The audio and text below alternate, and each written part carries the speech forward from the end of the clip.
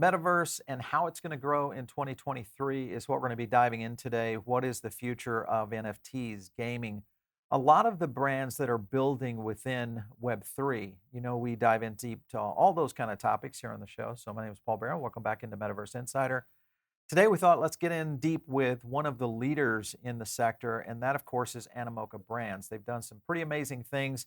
Yat Siu, who is the co founder and chairman, was kind enough to join us. So, great to have you on the show. Thank you for having me. It's a pleasure to be here. Excellent. So let's dive into, first of all, I think most of our audience knows exactly who Animoca Brands is. So what I want to focus in on is really your strategy for 2023. We've been looking at, we just kind of just did a video on CES. It was absolutely amazed at the amount of VR, AR integration, the likelihood of seeing a lot more NFT gaming integration, which really could play into Web3 and what we're seeing in the metaverse. What are you guys planning for 2023? So for us, actually, not much has changed actually in terms of the sort of broad direction, which is basically focusing on everything around digital property rights, which is basically the main emphasis. From our perspective, as you know, well, we believe that digital property rights is at the center of everything that is basically the open metaverse that we're building, and non-fungible tokens play a key role because they're the way in which we can have our digital property rights. And Right. so, from that perspective, we're looking to continue to build out these businesses. I think one of the things that's maybe different from 4 or 5 years ago when we started investing is that the maturity and the stage of the companies involved in are obviously much deeper right now. So before, there was no industry, right? 4 or 5 years ago, NFTs were sort of something that most people didn't know, and there were really only tens of thousands of people. And one of the amazing things is that even by the end of 2020, there were less than 200,000 people in the world who actually owned an NFT. Obviously, that's changed in the last couple of years, right? And now we know that number obviously is in the millions of users and continues to accelerate, particularly through gaming. So that means basically everything that we continue to invest in is all around sort of what can construct more network effects on these non-fungible tokens, as well as bring in more users into the NFT space as in digital property rights. So that continues to be the emphasis, and we're building in. But I think one difference would be is that there'll be more emphasis on working and investing in companies that can bring, let's say, people who are not in Web3 basically into the Web3 space, as opposed to really maybe 4 or 5 years ago, really trying to build more into the native, let's say, blockchain slash sort of crypto world. That's probably the main difference. So, yeah, so when you and your team sit down and really look at what's happening in metaverse right now, a lot of integration into traditional businesses that are trying to find their way into using blockchain and some of the tool sets for how NFTs might be used in the future. What do you think is the potential growth size in terms of the addressable market for metaverse in general? That can include gaming, NFTs. If you look out on the horizon, say over the next few years into 2030. So I think one of the, I mean, it really depends on, well, from our perspective, obviously we're very bullish. Some predictions in the market, I think even McKinsey, for instance, and other ones have predicted that the market will grow to $5 trillion in size. Our perspective actually is that that's actually altogether too small. But let me sort of first indicate why that is the case, right? And that has to do with the fact that, we believe that digital property rights is going to have the same effect as it had in the physical world. In other words, our belief basically is that the digital world today is feudal in the sense that there is no property rights. We don't own anything, and things like capital formation and all these things aren't possible, which is also the reason why, if you look at, for instance, the digital world today, in Web2, for instance, we're literally worth only sort of, cents on the dollar, right? Advertising, ARPU, Right. user revenue that's generated is worth very, very little, right, in relative terms, which is basically how a sort of rental economy works. But if you actually then take this parallel into actual ownership, then we're not talking about a 10 or 20% increase here. We're talking about factors of growth that are 30 to 50x, right? So put that all together into sort of where we think the world is going, and the fact that we are basically already primarily spending time in the digital world. We actually think this is a multi-trillion-dollar space that in sort of the mid to sort of long-term future. I think the entire all of our sort of economic activity will anyway exist in the metaverse, and therefore this is worth tens of trillions of dollars over the sort of medium to long term.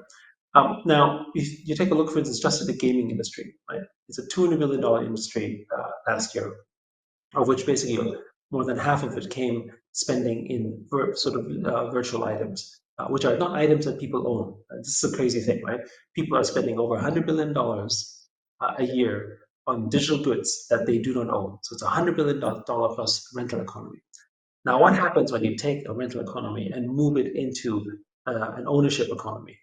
If you talk about, sort of mimicking sort of the effects that we have in the physical world, then it's 20, 30x. Just the gaming industry alone, it would be Right. a multi-trillion-dollar space already. Never mind what happens to all other industries, which we think will add to the effect of sort of the value that happens when you introduce actual property rights. So there's a couple things there I want to unpack. We'll talk about a little bit about the gaming industry and whether or not we'll see an evolution truly to Web3 and blockchain. Because there is some pushback from traditional gaming and studios. We talked to a lot of game makers here that have come over from Web2, are building now in Web3, looking at Metaverse as a new platform, a mechanism for really building entertainment and gaming. But yet at the same time, there is a certain aspect around the gamers themselves that have continued to kind of push back on that. And we'll talk a little bit about that. I want to jump over to your top projects. So this is a chart that kind of goes into where the potential growth is here. Obviously, Metaverse is kind of focused in uh, quite heavily here, and you can kind of see the gaming sector. This is immutable coming in, infrastructure, what social might play into this. This is again was looking at 2022. That was coming from Masari's data. Ryan Selkis over there does a good job with this. Then you get into the funds with investments, and you see all of the additional, mechanisms that are investing in this sector. At the same time, when you go down and look at, I think it's a little further, yeah, most active investors right here. You guys, of course, being number one. Shima comes in, Digital Currency Group, X21, Spartan, Hashed, etc. So you can see a lot of these. My question to you is and I think for the most part, people know that Animoca repositioned from what was a $2 billion fund into a $1 billion fund, somewhat relevant to what the current market situations are. But when you look at this out in 2023, do you feel like this is still a growth year for Metaverse? So I think it's going to be a growth year for Metaverse for many years to come still. Obviously, we'd have to talk about the metrics in terms of how we define growth, because there's some parallels around how sort of when you look at, for instance, the dot-com bubble, when that sort of burst in terms of IPO prices, fundamentally, though, it didn't change the number of people that were joining the internet. The growth was still happening. People were using email more. People were using, basically e-commerce more. People were doing all these things more. But of course, the prices may have run ahead of itself. If you look at, back in, and my own experience, I was actually with the previous company, Outplace, we were building back in the early internet days. And one of the interesting things was is that we used to joke about sort of, all, people are sort of, buying pet products online. That seemed like a silly Yeah, idea. I think pets.com and so on. But you know what? That's what we do today, right? yeah, So, right. and many of the businesses that, we thought that basically might have been too early, which they were, actually turned out to be that way anyway, right? So everything we Mhm. do online, many of the businesses that failed basically back in the day, actually fundamentally were maybe the right idea, but maybe just a little bit too early. I think some of that, some of that is playing out a little bit. I think in the Web3 space as well, where but because the token element basically creates an element where the capital side of things may have run ahead, right? So if you look at 2021 and you compare it to 2022, for instance, you say, oh, look at that, right? The beginning of 2022 versus where it ended up, that looks like basically it may have come down in terms of value, right? But when you basically Right. measure that against, really just even the last sort of 2.5 years, and then 4 years, or even 6 years, or even 8 years, then generally speaking, it's been a chart where it shows that there's been growth because fundamentally users are still entering the space. And so I think it's all a matter of sort of perspective that you take from the timing standpoint. Now, in terms of the value of what we're looking to raise here, first of all, I think valuations themselves have come down in this market in terms of fiat terms. This is an important metric to understand. Like, for instance, when you look at the prices of a Bored Ape, right? Generally speaking, it's around 80 ETH, maybe 75 or sometimes, 90 ETH, depending. That price actually hasn't changed. What has changed is the price of ETH.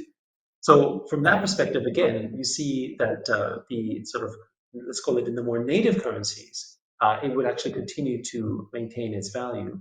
But the price of the ETH basically has come down, and therefore it appears from the outset, from fiat perspectives, that has come down. But actually, again, if you look at, for instance, not just in terms of the volume of trading, the activity in the space, last year, close to, I think it was $22 billion of NFT sales took place in Right. 2022, which, by the way, is very similar to 2021 in terms of fiat terms. So what happened? Well, in 2021, there was higher sort of fiat terms sales value because our currency values may have increased, but the actual quantity and users engagement and so on that happened in 2022 actually continued to be quite strong.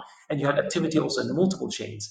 In 2021 also you had almost all sales only happen on OpenSea, but in 2022 you had Magic Eden, you had X2Y2, you had Blur, you had even Uniswap got into the NFT game, right? So everything basically sort of grew and became more diverse and more competitive as a space. So to me, these are all great signals where that's developing. All right. So again, back to your point is that your thinking is that we're already starting to see a pretty heavy adoption level event that's occurring right now within businesses that are trying to figure out models in which NFT integration, utility use case. What do you think would be the next layer when you think about it? So a brand like Starbucks, well, let's just say Nike and Starbucks are the two poster children to look at. With Artifact and Nike, they clearly seem to be going the fashion route.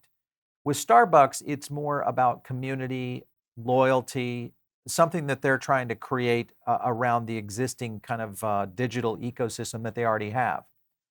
What do you think is going to be the next piece that will really kind of answer some of the deeper questions for these, big brands or small brands to say, this is the next step for us.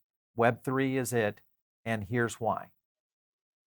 So many of the things that I think the most powerful aspect around why Web3 matters for every brand, it doesn't matter big or small, even personal brands, even small restaurants for that matter, if you will, right? Is the fact that through Web3, actually, they are going to be able to sort of accrue direct ownership of the customers that they're serving. And one of the reasons that NFTs, for instance, have become so powerful is in the form of these membership NFTs. That's sort of one of Right. those beginnings. But really, what the membership NFT is the ability for a brand to basically build out your own social graph. Except now you know who those customers are. And now you can reach them and they can reach you. And you don't need an intermediary like a Facebook, for instance, where if you have to retarget your customers, you have to pay Facebook for that because actually it turns out that customer is never yours, or that Instagram handle that has, maybe 100,000 or a million followers, for instance. Again, it's not actually yours. You don't have control over that. In Web3, that completely changes that narrative. But it also does something else, which is that you're now able to sort of peer into actually what that person does. So you may not necessarily know this person's name, but through the wallet, you can actually understand sort of what this person might be interested in, or what he's purchasing, or what he's doing. And I think this part is where it becomes really, really, really powerful, because now I actually have the ability to sort of look at everything that the customer is doing, and I can address that customer directly. But it also means that someone else can also basically compete for that same customer because he or she can see basically the same data that I can. So it creates a completely Right. different framework, which means it forces actually every brand to participate in this way, because you can't sort of not enter that space because everyone else is benefiting from this. And frankly, when Nike and Adidas and those big brands are entering the space, all of the other brands are already looking at it and saying, okay, how do I play in this one? One of the Right. sort of biggest sort of new job descriptions that we're seeing around is like chief metaverse officer, NFT expert, NFT specialist, right? These are all job descriptions that are emerging. And it's a little bit like the early days of the internet where you had basically, sort of, web designers and web specialists, right? Or then later on with mobile, you had sort of mobile app developers and specialists and sort of, app designers and so on. It's kind of the same phase where people are sort of really trying to sort of find that talent, and it's hard as well because there's not that much talent around yet. Yeah. Most people that are in the space are maybe in the space for the last 6 months, maybe 1 year. I mean, even if if you've entered in the beginning of 2022 in the NFT space, you're already considered somewhat of an expert, right? If you think about it, right? So that's the space where it is, and so there's a dearth of talent for the time being, which I think obviously will Yeah. change over time. And so that's all happening. And one of the reasons you might not feel that there is as much activity as it could be is frankly they're all still trying to figure it out, because who are they going to talk to, right? And we have so many Right. incoming requests to sort of say, can you help us? Can you work with us? And frankly, we can't handle all of them, right? So we Yeah. pass them to our portfolios, but even they can't handle the demand that's out there. One of the things you'll find is that in our space, everyone is still hiring for the most part, and is trying to grow the space because there is so much demand. Yeah, it does remind me a lot of kind of the birth of what happened with the internet when we started seeing really interesting websites being developed for the first time. I think every business was out there trying to figure that out. I think you're right. It has that kind of unique signature that is starting to lean into what the new technology might be going forward.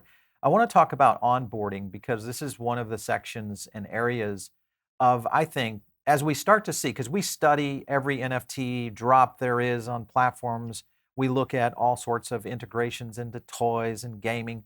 And one thing that I've noticed more and more evident is there are either really slick onboarding tool sets in place or there are not. And it feels like that seems to be the one barrier to entry that could cause a little bit of a slowdown. How soon do you think we'll really start to see onboarding so much more slick, whether it's the UI and the UX, that just makes it easy for an average person to just jump into this space with whatever brand that they might be, visiting at the time? So I think we're seeing that already develop. The technology to do so actually is there when you think about sort of custodial wallets, for instance, to make the onboarding experience easy. And I see it very similar to sort of how the internet developed. If you remember in the 90s, we actually used to have dial-up modems and we used to sort of, connect. And even with broadband, we had to first sort of, basically type in a username and a password. And actually, it was a pretty unfriendly onboarding experience back in the early days of the internet. And today, when you go online, you don't even think about it, right? You just call someone, and Right, they basically just install a line, and you have the internet. Oh, it somehow magically appears. I think that's basically where it's going to eventually end up in terms of the sort of the ease of it. But there is one thing that we want to make sure that people don't lose sight of, which is custody or self custody of your assets, right? right. Understanding how that works. And so I think the barrier here really is around understanding that part, because what we don't want to see happen is that everyone basically just sort of hands over the assets to sort of third parties and doesn't know or understand that actually self custody is actually a powerful reason as to how you can get these sort of network effects and benefit from them, because it's because of the fact that you can have self custody of your assets that you have this freedom, right? And so that's the part that's important, and we think, for instance, gaming will play an important part in educating that. And so this is really the tension here between how do we basically grow the space as large as we can, but still have people sort of understand, respect, and sort of appreciate that self-custody aspects, the fact that you actually want to have sort of decentralization as opposed to too much centralization. Because if we Right. hand over all of our assets to any company, for that matter, even let's say someone like ourselves, we actually go against the mission, and we will actually end up creating sort of monopoly effects that we think would be detrimental. Having said that, you can actually build these natural network effects if you build inside a walled garden, right? Which means Yeah. that Well, naturally, that's a good it, point. That's Yeah, that's a good point because you're exactly right. There are some brands out there that are building somewhat in the same framework that they've built in Web 2, which are very walled garden, approaches. We haven't seen Apple jump into this space just yet. I still believe that there's going to be a play here by Apple. But when you look at Apple in general and just what they've been able to do to deter innovation, it feels like when it comes to Web3 and NFT use cases in and within apps. Obviously, we know the Epic Games situation and kind of the dynamic around that. You guys have your own story of mobile gaming that also kind of ran into some challenges with Apple. Do you think this is something that the majors like Apple, Meta, maybe Google, even though I don't necessarily see them completely playing into this, but Meta and Apple could definitely be in the crosshairs for massive explosion through mass adoption. But I fear that it's going to fall into a walled garden where we aren't going to see, self custody scenarios play out. Where do you think that will, and how do you think that will affect the market?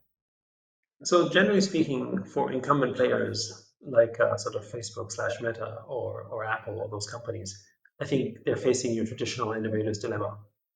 Meaning Yep. that one of the challenges that they will have is they have to open up their platforms to benefit from this and to grow in this. But that means disrupting basically a part of their business or a major part of their business that has always been around sort of centralization and control. I mean, after all, if the App Store suddenly became completely open for Oh, everyone to sort of participate, and there was an actual democratic process, right? Then, then what does it mean for Apple as a company, for instance? That would be really, really difficult. But one could also argue, and I think this is the whole point about sort of what Epic is arguing for and many other companies, is that to what extent is it appropriate for companies like Apple to have the kind of control that they have? After all, people have ruled on internet service providers, for instance, to say, well, you can't actually restrict access either because it is an element of a public good, right? So, obviously there's debates for and against, right? But I actually think what's going to happen is, as it always happens, is that sort of good old capitalism and market forces are going to basically force these changes. So mhm, basically, you either sort of you have to survive, otherwise you will die. And the economics are pretty straightforward. One of the reasons why we think it's, for instance, really difficult for Facebook sort of to be able to sort of build a closed metaverse in the long term. And I made this comment where I said, even $10 billion a year isn't going to be enough. It's because it hasn't got to do with how much they're investing in the space. It has to do with the end user. As an end user, I have, to build on Meta, I have to, basically surrender close to 50% of all my value. I think it's 47.5% that they have to tax. Why do they have to charge us tax? Because they have to rebuild this entire infrastructure that Web3 already has, that is already shared across the network. Remember, every user that's using Web3 is already sharing the cost of gas, is exactly. funding Yep. the infrastructure, right? And many people sometimes I think miss the point to say, well, there's no gas costs on Meta, or there's no gas costs on this other blockchain. But who cares if that particular system doesn't make you that kind of money, right? I mean, we're Mhm. happily living in America versus Africa, or happily living in I don't know, Europe as opposed to some other place around the world. We happily pay 20, 30%, or if you look at Scandinavian countries, 50 or 60% taxes. Why? Because we can generate more value there, and we get commensurate services for it. But when you basically are paying simply 30 to 40 to 50% just to exist on the platform, Mhm. that's just way too much, which Yep. basically is the highest kind of tax. And we know what happens in countries that overtax their citizens: lower economic activity, lower value, right? And that's basically what's happening here. So that means that Meta, or Apple for that matter, if they want to play in this space and actually be a player, but still charge the same tax, they need to provide a service equivalent that is worth paying that. And that's going to be hard Sure. when, for instance, on Sandbox, we can build a really big business by only charging 5%, right? So, that's between, so how do you, if 95% of the value goes to the end user, then you have to have a really compelling use case to say, well, you got to pay me 50% of the value, which means Yeah. that they have to be able to show much more value growth in as a result of that, which is going to be challenging. So I think You they have to sort of go open, or unfortunately they will just go by the wayside. What would you say is the probability of that happening? I mean, I feel like Apple's got a strategy in place, whether or not they're open enough to really kind of change their methodology of how they're going to run their business units in the future, still questionable. Meta, I feel like might be a little bit more in the camp of finally a network that may show some windows for opening. Who would you Yes. say of those two that might come to the table first? Oh, I would say definitely Facebook/Meta would come to the table Okay. much sooner. One of them, first of all, they themselves are feeling the pinch of being platform dependent on Apple, Right. right? Right. So there is this case of sort of the enemy of the enemy is my friend type of thing, right?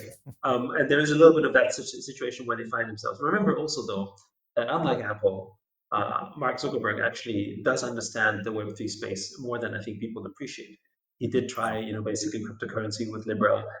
He's Yep. he's built a blockchain team that obviously left because they weren't able to sort of realize their blockchain dreams within Facebook, but it basically birthed basically platforms such as Aptos and Mistin Labs and so on, right? So there is obviously an appreciation of sort of the blockchain technologies and what Web3 can provide in the Meta sort of universe, versus in Apple, they're trying to figure out a way to tax it, or maybe even halt its growth, or whatever that policy would be. They're looking at it with a much more sort of, I guess, wary eye, I would say.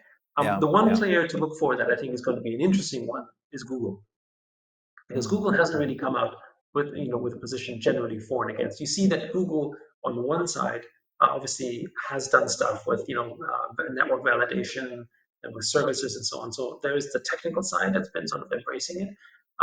But when it comes to, for instance, the platform, whether it's Google Play or how does Google Search think of this? All these things, you know that sort of broadly speaking, Google actually does well the more open the network is, right? I mean, it right. has to be open for the search engine to work, right? And Facebook was actually very much a threat to Google because actually they wouldn't allow it to be indexed, and therefore, basically Google no longer functioned or doesn't function within the Facebook world, for instance, right? So in that sense, you would say that shouldn't Google actually be more open towards Web3? And I would say that philosophically they should be strongly aligned. But again, they are an incumbent business. They have business lines to protect, Yeah. so it's never as straightforward. And so I think they themselves are going through the innovator's dilemma. But of the big players, I think they have very much an incentive, I think, to build in Web3 more so than maybe even the other two. I think this year will probably unveil some very interesting bedfellows in Metaverse Web 3 and what we'll see here in terms of advancements. Because, listen, we're at a kind of a tipping point where early stage is going to have to be established right now by a lot of these incumbents that have that's kind of been their DNA in the past. I want to wrap up here with kind of a low, medium, high probability of where you think these particular topics will be going on Metaverse, Web3, NFTs. First, I Hmm. want to jump into gaming. So, when you just Sure. think about gaming, Web2, gaming, and the traditional gaming ecosystem that is today, is that a low, medium, or high probability of moving quickly into the blockchain, say by 2027? Oh, I think it's high.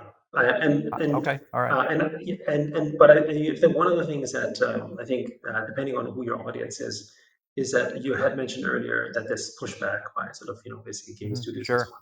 That is very much an American slash Western narrative. So to take a look, for instance, what's happening in Asia, right? Every major Korean game company, for instance, is all in on the metaverse, right? already I moving. mean, Yeah, yeah, and Japan as well. I mean, just to be clear, even the Prime Minister of Japan, Kishida, actually has made Web3 and the metaverse national agenda, right? When you look at, for instance, Hong Kong, traditionally Hong Kong, people have looked at Hong Kong and said, oh, isn't that part of China? Aren't they sort of against crypto and so on? Well, Hong Kong just launched their first Bitcoin and Ethereum ETF before the end of the year. And right. our financial secretary has just reinforced the statement that Hong Kong will be a virtual asset, digital assets hub and leader in the space, right? And has come out with virtual asset policies to support that. So, so you have really an interesting situation where Asia is moving full steam ahead, and gamers in this part of the world are very much sort of open to this and love the idea of owning your digital assets. Whereas I think in the West, there's some reservations around it, but I think it comes down to sort of, again, the concerns. Remember, free-to-play gaming was the same. Actually, Sure. back in 2010, 2011, free-to-play gaming was adopted in Asia first, and many of the early innovations in that space came in Asia. Um, and in the West, actually, a lot of people resisted free to play gaming. They said, "Oh, this is going to corrupt gameplay. People are going to be sort of, sort of, it won't be as much fun. Blah blah blah." And of course, today, free to play gaming is the dominant form of gaming through mobile gaming, as opposed to sort of, the traditional subscription or sort of, pay for software. So we think the same evolution will happen. I think there's one more thing to bear in mind here, which is that in America, in particular, there has been a shifting narrative, which, again, maybe a decade ago, I would not have thought possible, which is that, especially amongst young Americans, there is a more and more anti-capitalist view. And that's partially because Correct. Yeah. capitalism hasn't worked for them.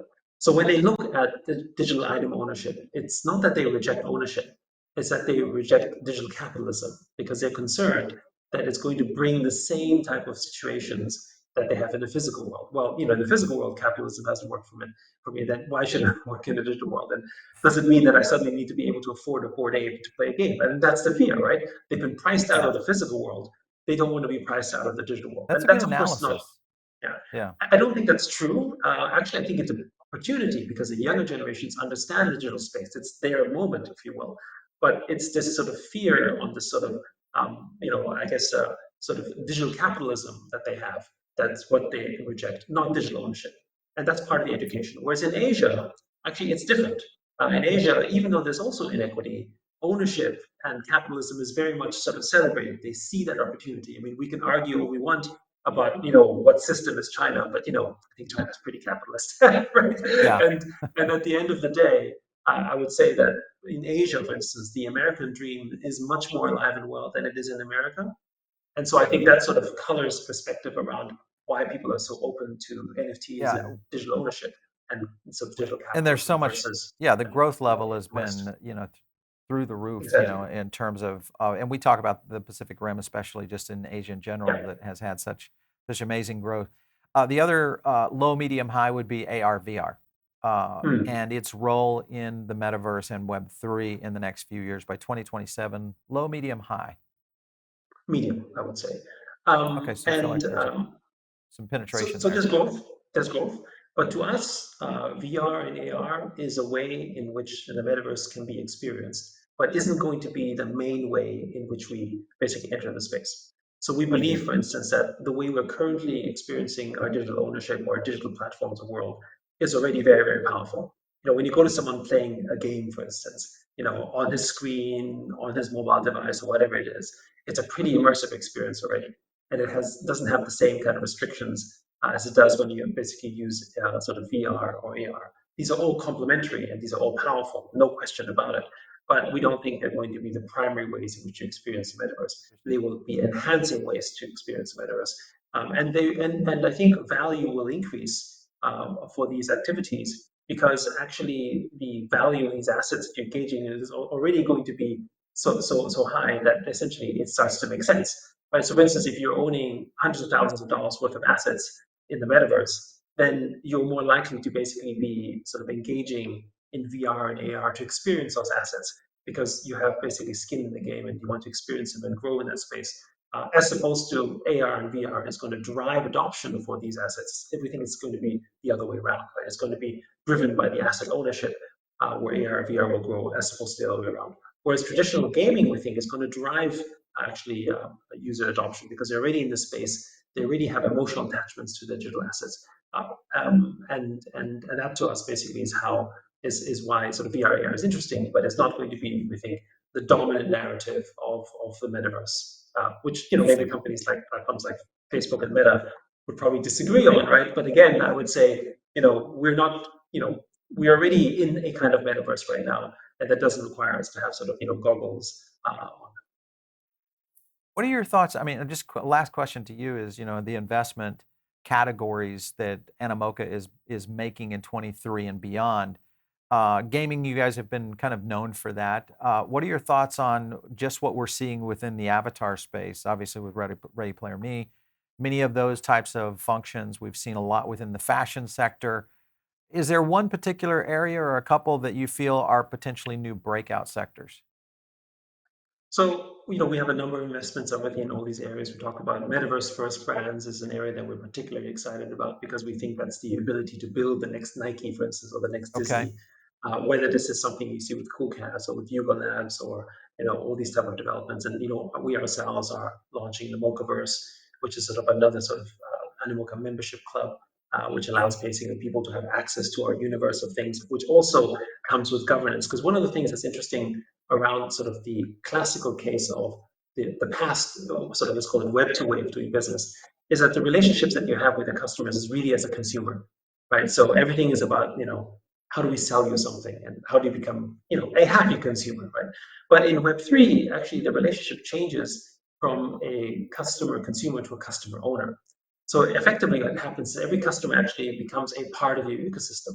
They're not necessarily a shareholder, but they actually are part of your ecosystem now. They are a part owner of what you're building. And so how do we sort of inject sort of these elements of ownership rights, whether it's governance or areas of voting or that kind of stuff, or even sort of decisions that they could be making as you would do in traditional governance into these elements, which is kind of what you're seeing happening in more and more of these projects. And so that's one area of development. And for instance, so DAOs are really exciting for us, not just because it sort of helps promote sort of the democratic principle and exercises the democratic muscle, but actually it's a way in which people become much more engaged, as we're seeing with ApeCoin, for instance, which is a DAO that we're Mhm. involved in right now. Right. that type of stuff. But the other category that I think is that we have started to make moves in that we really like, but has and I would say we're typically not the traditional type of investor who does what others do. We like to define new categories, as we did with blockchain gaming, is education. Now, Hmm. education is an Okay. interesting field because education has been notoriously difficult to sort of break into, right? But one of the reasons why we think education is actually exciting vis-a-vis sort of, let's say, other areas like music, which we like as well, we've done an acquisition in that space, is because it's already very decentralized, right? So it doesn't actually have sort of an incumbent structure that you have to fight against because education is already fairly decentralized, but it's Right. already a multi-trillion dollar space. However, Hmm. it's been really difficult to crack because in the past, how do you sort of add value to that ecosystem? And we decided that we think the best way to begin this approach is like you do with creators, but in this case, who are the creators of the education space? They're teachers. And teachers have another element which is similar to when you think about what's happening in sort of the other sort of areas that we focus on, which is that there is an arbitrage, which is that teachers actually provide one of the most important values to society, but they are actually perhaps one of the most, if not the most, underpaid relative to the services that they offer to society. Right? Teachers are chronically underpaid, yet they are sort of providing really important services. So combine all of that, and you start sort of seeing the real potential of what happens when you actually provide sort of capital for information and all the Hmm. benefits of Web3 into that ecosystem. And we've seen this with TinyTap, or teachers who create content, as in the form of NFTs that are already earning income from this, are Right. now able to sell that, but at a value as if it was something that of ownership. It's So interesting. instead of just Yeah. getting $1,000 of rental value per year, they can now sell those for $5,000 to $10,000, which for a teacher is life-changing money, and all Yeah. of them are reinvesting back into this, which is basically the beginnings of a creator economy, but within the Hmm. teacher infrastructure. So that's another area we're really excited about, and we're building that. But again, it's something that we're building and investing in. It's not something that we can sort of, there's It's not a here lot of now. companies. Right. Yeah, exactly, right. So this is something that we are very hopeful on, and we will build and define these new markets as we have done with Web3 gaming 4 or 5 years ago. Very cool stuff. Yatsu, it has been great having you on. I love diving in deep on these kind of topics because I feel like what we're Thank you. in the literally at the precipice of in terms of really amazing growth, Web3, Metaverse, and what we're going to see in blockchain developments around obviously the NFT space and others. So thanks again. We definitely want to get you back on the show as Animoca continues your growth path in 2023. Thanks for coming on. Thank you for having me. Excellent. All right, you guys are tuned in maybe on the podcast side of things right here. Make sure and jump over here to the YouTube channel. This is another great place for you to catch a lot of the graphics. Sometimes we do chart analysis and really dive deep here on Metaverse Insider as well. If you haven't checked out our show, TechPath Crypto, do so.